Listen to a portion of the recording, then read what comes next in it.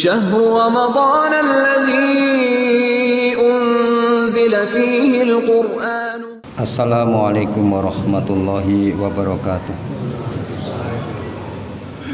Alhamdulillah, alhamdulilladzi alamal bil qalam, alamal insana ma lam ya'lam.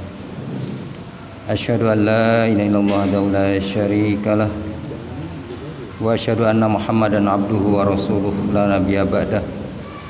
Allahumma sholli wa sallim ala asrofil anbiya'i wal mursalin nabiyina Muhammadin sallallahu alaihi wasallam wa ala alihi wa sahbihi wa man tabi'ahu bi ihsani ila yaumil amma ba'du.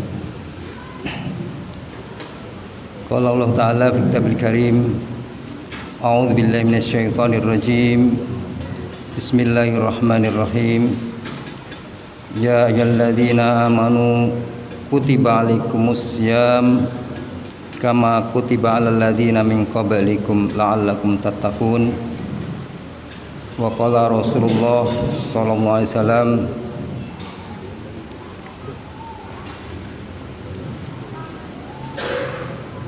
anta budallah ka'annaka tarahu fa illam takun tarah fa innahu yaraka. Sadaqallah wa sadaqa Rasulullah sallallahu alaihi wasallam. Hadirin hadirat, bapak-bapak, ibu-ibu, saudara, adik-adik dan anak-anak sekalian, jamaah sholat isya dan sholat tarawih insyaallah di Masjid An-Nur Kidasi yang dimuliakan Allah Subhanahu wa taala. Senantiasa kita panjatkan puji syukur kehadirat Allah Subhanahu wa taala. Alhamdulillah, dengan segala nikmat keberkahan yang dilimpahkan kepada kita, bil khusus di syahrul Ramadan, bulan Ramadan ini yang kita sudah masuk ke hampir babak akhir ya. Kita di malam ke-19, berarti sudah 18 Ramadan yang kita lewati. Mudah-mudahan amal kita di Ramadan selama 18 hari ini diterima oleh Allah Subhanahu wa taala sebagai nilai yang indah, yang mulia di sisi Allah Subhanahu wa taala. Tentunya juga sebagai evaluasi bagi kita selama kita menjalankan Ramadan dari hari pertama sampai hari yang sekarang 18, barangkali masih ada yang kurang, barangkali masih ada sesuatu yang tidak sesuai, maka masih ada kesempatan di akhir Ramadan ini untuk memperbaiki. Karena amal manusia ini di dalam hadis Rasulullah SAW juga ditentukan di akhirnya. Ya, kalau misalnya awal-awalnya kita kurang baik, tetapi di akhir-akhir kemudian kita memperbaikinya, kita menyempurnakannya, maka insya Allah secara keseluruhan akan disempurnakan oleh Allah Subhanahu wa taala. Sebagaimana juga perjalanan manusia digambarkan dalam hadis, ada seorang yang senantiasa berbuat baik, tetapi menjelang akhirnya ya digambarkan dalam hadis itu hanya sekedar satu jengkal ya dari kehidupannya itu, kemudian dia berbuat keburukan, berbuat maksiat, maka fadkhulun nar, dia dimasukkan ke dalam neraka.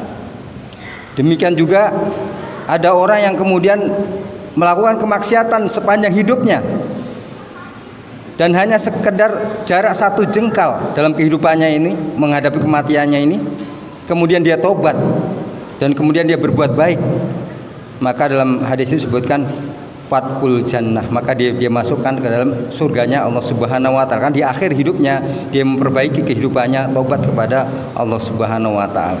Mudah-mudahan kita termasuk orang yang tobat kepada Allah Subhanahu wa taala dengan Ramadan ini. Hadirin wa hadirat rahimakumullah, bahwa tujuan saum Ramadan, puasa Ramadan ini ya sebagaimana diungkapkan oleh Allah Subhanahu wa taala di dalam Quran ya, di surat Al-Baqarah ayat 183, la'allakum tattaqun. Ya, tujuannya adalah kita menjadi orang-orang yang bertakwa kepada Allah Subhanahu wa taala. Bagaimana takwa itu sendiri? Maka dalam Al-Quran disebutkan ciri-ciri orang yang bertakwa. Demikian pula di hadis Rasulullah SAW.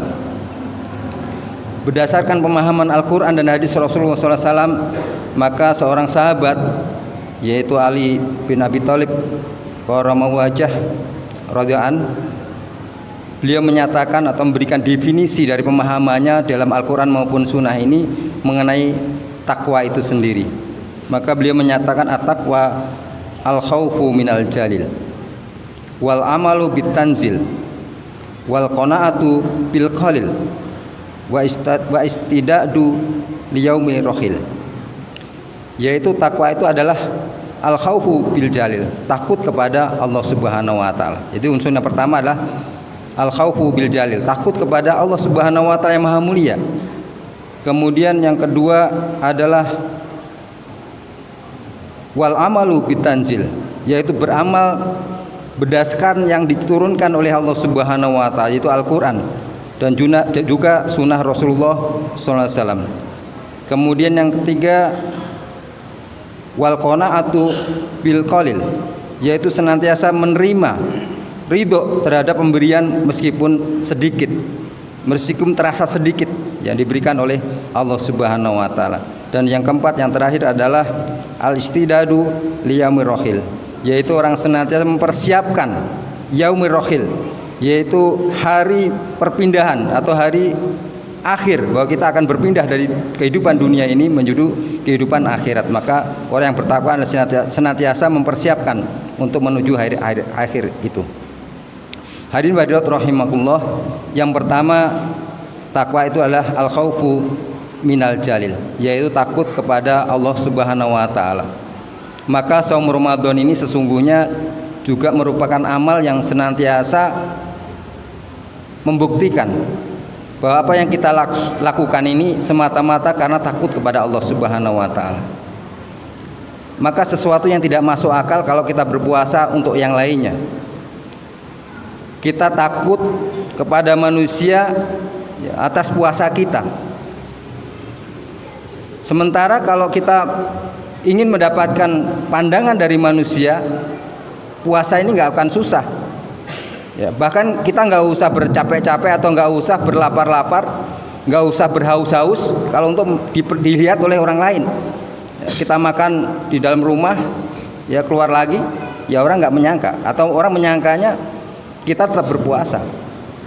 Atau kita curang-curang dikit juga bisa, wudu, ya kumur 3 kali, yang 2 dikeluarkan, yang 1 ditelan, bisa juga. Orang juga nggak tahu. Yaitu kalau pandangannya kita ingin dilihat oleh manusia, kita takut kepada manusia. Maka kalau itu kita lakukan, kan kita takutnya kepada Allah Subhanahu wa taala. Karena Allah yang Maha mengetahui segala apa yang kita lakukan, yang terlihat maupun yang tidak terlihat, yang zahir maupun yang batin.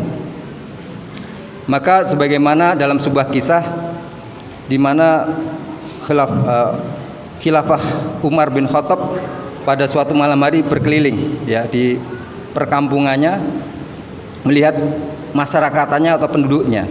Maka dia melintas pada sebuah rumah, yang situ dia mendengar percakapan di antara seorang ibu dan anaknya, yang mana ternyata orang itu adalah keluarga penjual susu.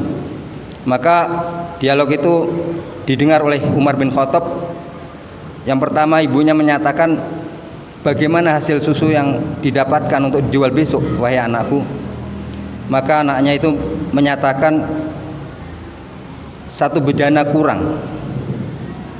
Maka ibunya itu menyatakan, tambahkan air saja anakku biar penuh 1 bejana, sehingga kita mendapatkan untung yang besar nanti kita jual.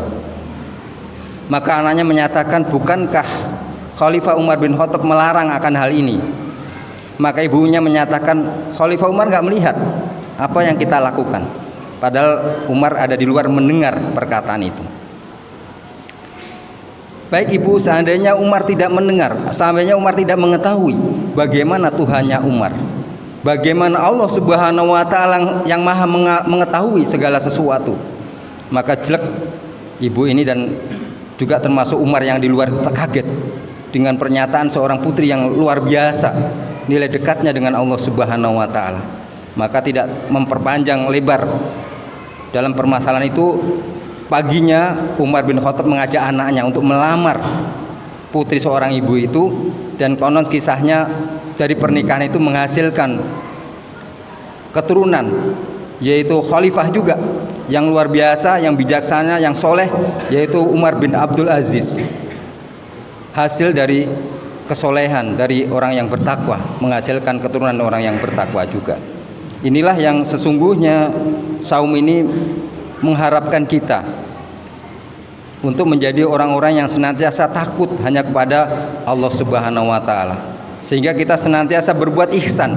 Ya, senantiasa beramal secara ihsan yang terbaik di sisi Allah Subhanahu wa taala. Bagaimana ihsan itu? Rasulullah ketika ditanya Malaikat Jibril, "Ma huwa ihsan?" Maka beliau menyatakan, "Anta budallah ka'annaka tarahu, fa illam takun tarah fa innahu yaraka." Yaitu ihsan itu apabila kamu beribadah kepada Allah seolah-olah kamu melihat Allah. Jadi seolah-olah dalam kita beribadah melihat Allah. Akan tetapi seandainya kamu tidak mampu seperti itu, tidak mampu seperti tahapan yang seperti itu, maka fa innahu yaraka. Tekankan pada diri kamu bahwa Allah senantiasa melihatmu. Bahwa Allah senantiasa melihat gerak-gerik kita, sehingga kita takut untuk berbuat maksiat, berbuat dosa dimanapun dan kapanpun kita melakukan perbuatan-perbuatan itu, sehingga kita terjaga. Maka saum ini juga mendidik kita agar menjadi pribadi yang jujur, pribadi yang hanya takut kepada Allah Subhanahu wa taala. Barangkali ini saya sampaikan, mudah-mudahan bermanfaat bagi kita semua. Alhamdulillah. Fala takunanna mintarin. Wassalamualaikum warahmatullahi wabarakatuh.